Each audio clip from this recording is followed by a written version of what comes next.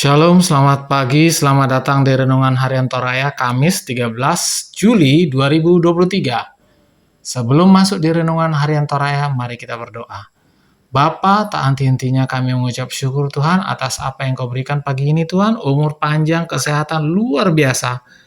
Hari ini kami akan baca firman-Mu, biarlah firman-Mu ini tetap tinggal di hati kami dan kami lakukan setiap hari.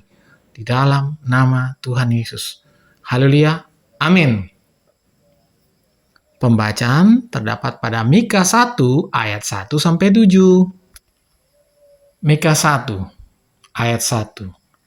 Firman Tuhan yang datang kepada Mika, orang Moreshet, pada zaman Yotam, Ahaz, dan Hizkia, raja-raja Yehuda, yakni berkenan dengan yang dilihatnya tentang Samaria dan Yerusalem. Pemberitahuan hukuman atas Samaria.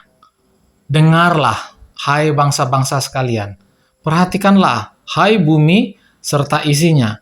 Biarlah Tuhan Allah menjadi saksi terhadap kamu, yakni Tuhan dari bait-Nya yang kudus, sebab sesungguhnya Tuhan keluar dari tempatnya dan turun berjejak di atas bukit-bukit bumi. Luluhlah gunung-gunung di bawah kakinya, dan lembah-lembah terbelah, seperti lilin di depan api, seperti air tercurah di penurunan. Semuanya ini terjadi karena pelanggaran Yakub dan karena dosa kaum Israel. Pelanggaran Yakub itu apa? Bukankah itu Samaria? Dosa kaum Yehuda itu apa? Bukankah itu Yerusalem? Sebab itu aku akan membuat Samaria menjadi timbunan puing di padang, menjadi tempat penanaman pohon anggur. Aku akan menggulingkan batu-batunya ke dalam lembah dan akan menyingkapkan dasar-dasarnya. Segala patungnya akan diremukkan, segala upah sundalnya akan dibakar, dan segala berhalanya akan kuhancurkan, sebab dari upah sundal dikumpulkan semuanya itu, dan akan kembali menjadi upah sundal. Amin, firman Tuhan. Tema pagi ini adalah Tuhan keluar dari tempatnya. Sebuah ungkapan yang kerap kali kita dengar bila ada situasi yang genting dalam masyarakat.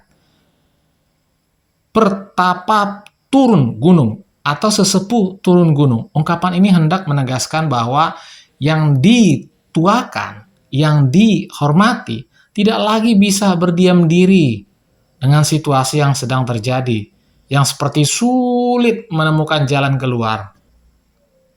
Mika mengungkapkan kesaksiannya kepada umat Israel bahwa Allah tidak lagi dapat berdiam diri untuk segera keluar dari tempatnya, karena dosa umat yang sangat menyesakkan.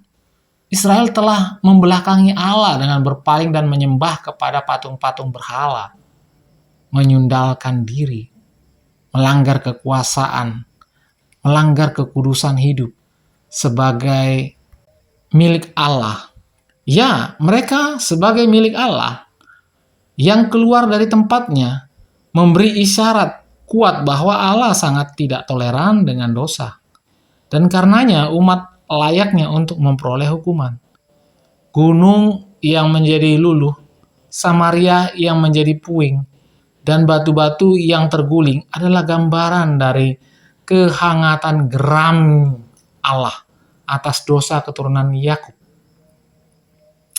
Patung berhala yang diremukkan adalah gambaran tentang betapa Allah tidak suka disandingkan dengan buatan tangan manusia yang penuh dengan cemar.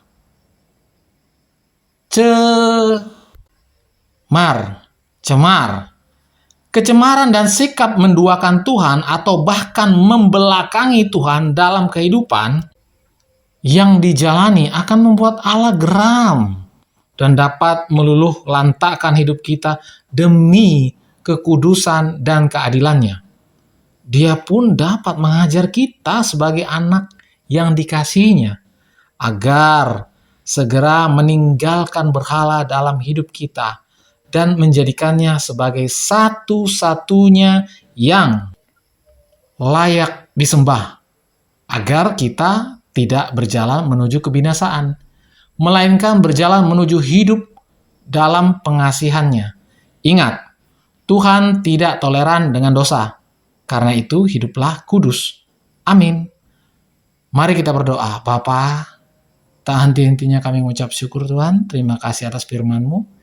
Biarlah firman-Mu ini tetap di hati kami dan kami lakukan setiap hari di dalam nama Tuhan Yesus. Haleluya, haleluya, amin.